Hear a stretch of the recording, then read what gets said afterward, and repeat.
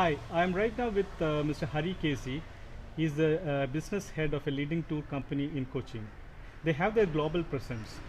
He's also the joint secretary of Kerala Travel Mart Society. Welcome to my show, Hari. Thank you, Jay. It's a pleasure. You have your presence in Sri Lanka. That is the reason I'm asking you this question. I heard that Sri Lanka is opening up on 1st of August. Yeah. Do you think do you think it's going to be a threat for Kerala? That's a tricky question, Jay.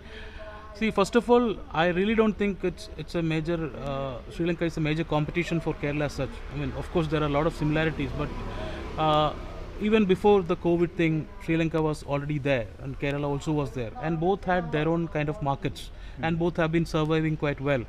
So that question is relevant to some extent, but I don't think Sri Lanka is going to pose a major threat. But still, see, what I would say, Kerala has got something, a USP, which is the Ayurveda. Though Sri Lanka also claims to have Ayurveda, I mean, people around the world knows that the Ayurveda, what we have in Kerala, is more genuine. So that market will always remain for Kerala.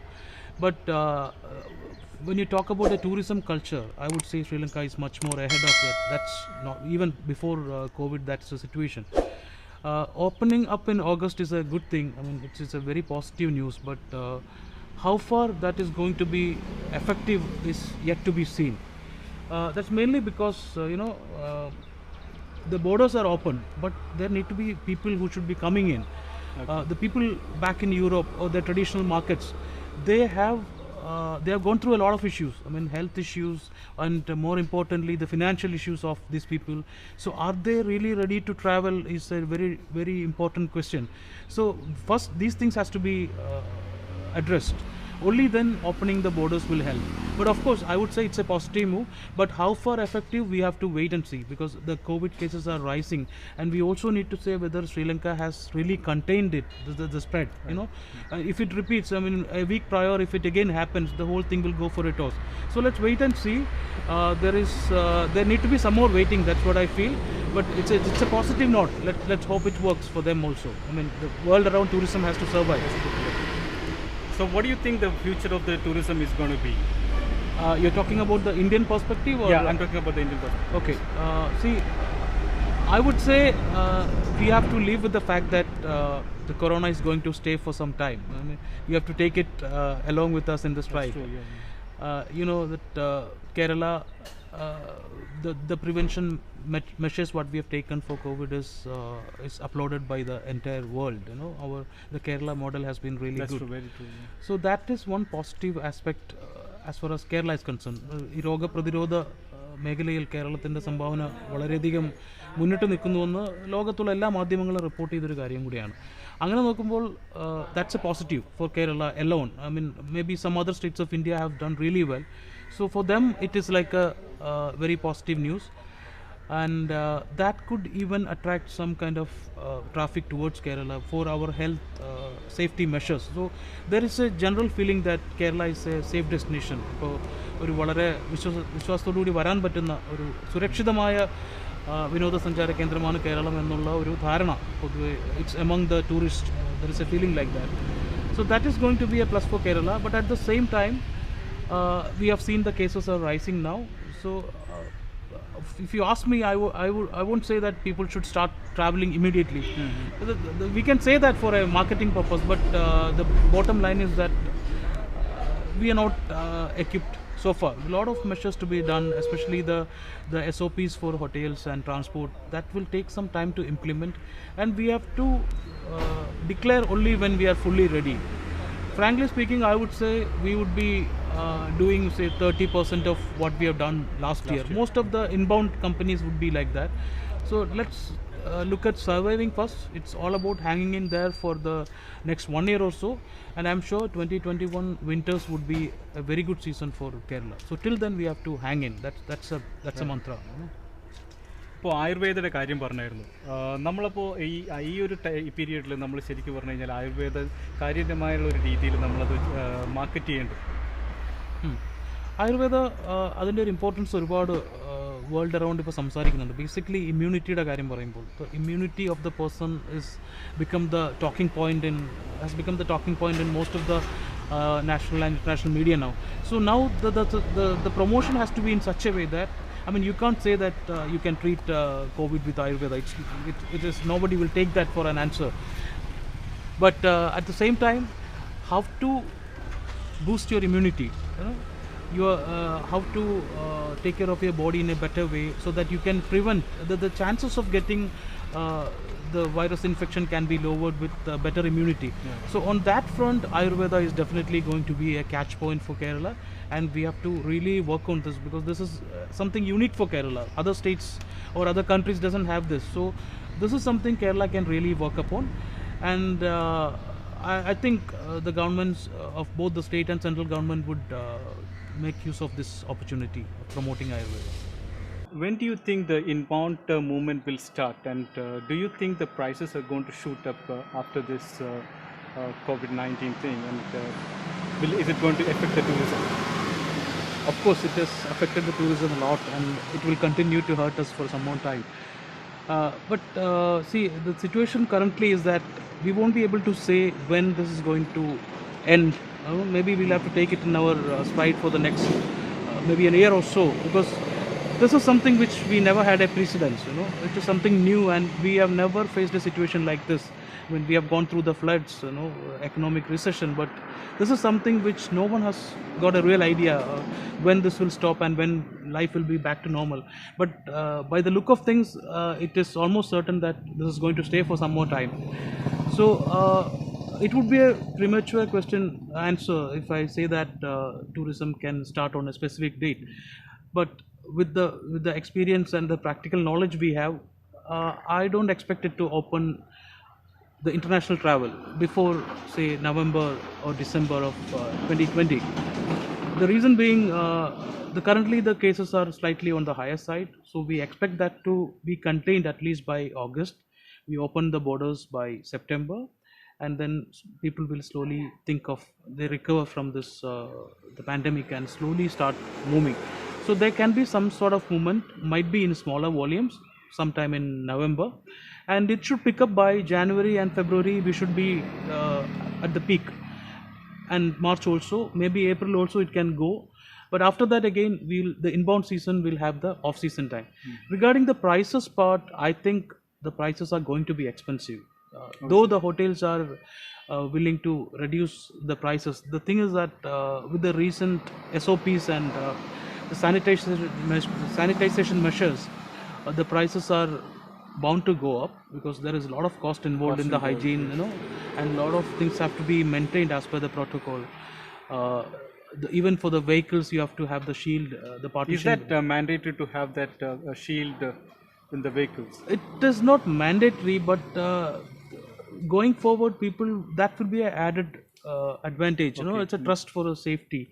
So most of both the drivers and the passengers. Otherwise, there is a lot of uncertainty, and the two can end in a mess. So I think the prices are going to be expensive for the tours, and also a lot of group tours have been happening to India, but that will come down drastically because of the social distancing and stuff like that. There will be more of FIT tours, and so the people who were traditionally traveling on group might have to resort to FITs. So that automatically becomes more expensive. Tours would get more expensive, and also there are chances that the airlines also might get expensive. So the overall package would be slightly more expensive than what we expect. So do you think the airline companies are going to hike the prices? We hope they won't, but practically speaking, we expect there will be, we can expect some sort of a hike in the airline cost also. We can't blame them for that, because most of the airlines are on the verge of bankruptcy. Some of them are already closed down. The reason being, the shutdown has been far too long for any sort of airline to survive. Even the cash-rich airlines are finding it difficult. Some are resorting to cargo movements only. The main issue is with the social distancing. How is it going to affect the seating pattern of an aircraft? As per the airline maths, it has to be at least 60% of the seats has to be filled for them to be even at a break even, and they make money on top of the 60%. But with the social distancing, and if we have to leave the middle row empty, then that much inventory is gone, and that cost factor will naturally be passed on to the other passengers. But I think as per the recent developments, the person sitting in the middle seat will be with the protective mask and shield, and so in that way maybe they can complete inventory can be used, and only the hygiene and the protection gear has to be charged. So if that is the case, then of course the hike will be lesser. Otherwise, the airline prices are going to be more. Also at the airports, the sanitization procedures are very high. They have to do the tests, and so that way all these costs will add up to the price of the package, and the traveler will have to pay it in the end. So in general, it's going to be a very expensive affair Very expensive, I doubt, but of course it will be expensive than the previous compared year. to the Yes, previous I, years. I Okay. expect so. Yeah. Right. And now most of the hotels in Kerala are open right now. And how do you think they will survive in this situation? Because there is no inbound traffic, there's no domestic. The passengers from other states are also not traveling right now. So obviously, we have to. Only if the local people start traveling, the hotels will be benefited. Is that really happening, or do you think we should start pushing this local travel now? Yeah, what you said is absolutely right, Jay. See, the travel from abroad has stopped. There's no flights operating, and even though the domestic flights have started operating, I'm sure no one is coming for tourism purpose. It's basically people getting back home or joining their parents, and but the tourism angle, the flights operations have not started so far, and there is no such movement also. It will take time, I would say. As I said, no, it will be only by say October, September that we can see some domestic traction. But the currently the movement what we can expect or we can focus on is the movement of people within Kerala who are self-driving. No? Self-driving means I travel with my family alone, so I'm safe that there is no contamination, and I'm traveling in my own vehicle. There is no exposure to a public sport, so I have traveled with my family, preferably to a short duration destination. It will be a short haul. It will be maybe for 1 or 2 nights. I might take out my family out, not more than that. The traditional 7-day holiday concept is not there. I might travel to a destination closer to my place. There are two reasons behind it. One, the holidays has not happened for a long time, and secondly, people have been locked down for a long time. So that was for some people, it's like a prison. They have been in a prison. They just want to break free, go out and eat something. Those people might venture out. So we can expect a person staying in Trivandrum to come to Ernakulam or Cochin. അല്ലെങ്കിൽ മൂന്നാറിലുള്ള ഒരാൾ അല്ല കൊച്ചിയിലുള്ള ഒരാൾ മൂന്നാറിലേക്ക് പോവുക, അല്ലെങ്കിൽ തേക്കടിയിലേക്ക് പോവുക, അല്ലെങ്കിൽ ആലപ്പിയിൽ ഒരു ഹൗസ് ബോട്ട് ക്രൂസ്. ഇതൊക്കെ ഒരു സ്ട്രെസ് ബസ്റ്റിംഗ് എന്നുള്ള രീതിയിൽ, ബിക്കോസ് അത്രയ്ക്കൊരു സ്ട്രെസ്സിലൂടെ ആളുകൾ പോയിട്ടുണ്ട്. They have gone through so much of stress that people just want to take a short break at least. So that kind of crowd might travel in short time. The kids also are desperate because their vacation has entirely been spoiled. So our crowd in the movement we can expect, and we have to probably the hotels and the operators should focus on that segment. Probably apartment societies, യൂണിവേഴ്സിറ്റീസോ അങ്ങനത്തെ എന്തെങ്കിലും ഒരു group movements നടക്കില്ല, but you can work out packages which are meant for smaller groups or families to move together. പക്ഷേ ഇങ്ങനെയുള്ളൊരു സിറ്റുവേഷനിലും എങ്ങനെയാണ് ഒരു tour operator benefit ചെയ്യുന്നത്? കാരണം നമ്മളുടെ ഒരു പബ്ലിക്കിൻ്റെ ഒരു ടെൻഡൻസി എന്ന് പറഞ്ഞു കഴിഞ്ഞാൽ online, they go to the online sites and book online. Price conscious ആണ്. അതുകൊണ്ട് അവർ പിന്നെ പ്രൈസ് കോൺഷ്യസിൻ്റെ മാത്രമല്ല, അവരുടെ ഒരു എന്താ പറയുക, അവരുടെ മനസ്സിലിരിക്കുന്ന ഒരു ഇതാണത്, ഓൺലൈൻ പോയി കഴിഞ്ഞാൽ you get A better deal എന്നുള്ളൊരു വിശ്വാസം എല്ലാവർക്കും ഉണ്ട്. ശരിക്കും അത് സത്യമല്ല പലപ്പോഴും. പക്ഷേ ഇങ്ങനെയുള്ളൊരു സിറ്റുവേഷനിൽ എങ്ങനെ ഒരു സാധാരണ ഒരു ചെറിയൊരു ഓഫീസായിട്ടിരിക്കുന്ന ഒരു ടൂർ ഓപ്പറേറ്റർ എങ്ങനെ ബെനിഫിറ്റ് ആണ്? So you mean to say that people tend to go after online OTAs? Yes. Yeah. I would say it's more of a myth that the online prices are cheaper. If you approach a proper offline tour operator, you might get a better price, or at least the prices will be matched. But there is a concept in everything is going online now. So people have a tendency that they show some discounts and some vouchers, and but if you go to the last bit of the payment part, then the prices might be higher than or maybe the inclusions are lesser. So I don't think there is a major difference between the price. The online have a major advantage. Maybe in one or two cases it would be there. But again, the problem is that when this COVID thing has happened, you have really realized the difference between a OTA and a offline tour operator, traditional tour operator. Because I personally have an experience. I don't want to name the OTA, but I booked a ticket for my travel abroad for work purpose, and the flight was cancelled. So even when the airline was willing to give a refund of that money, the OTA is not passing it on to me, because they are also in a cash crunch situation and they are desperately in need of money. So the refund is not yet passed. And the saddest part is that there was not a customer care we can contact there. There's nobody to pick up the phone. There's nobody to pick up the phone. The emails are like no reply emails. I mean, you send it, it bounces back to you. And the human element is missing there in the case of OTA. Well, it's all automated. You can see the prices. And I also used OTA. I'm not blaming it. That's purely due to the convenience factor for a destination. We might not know which, for an unfamiliar destination, some places we know that it's just for a stay. I'm not talking about the package. Right. If it's just for a hotel stay, it's okay. You can do that. You can choose the hotel, which is location, and just book it. You can see all the compare the prices and just book it. That's okay. But when you're traveling to a country like India, for that matter Kerala, there's a lot of things involved in that. It has to be a package and tour. it has to, the experiences cannot come through a OTA. You can book a hotel, it's okay. You can book a cab, it's okay. But if you want to package it, I would suggest it go through an offline tour operator.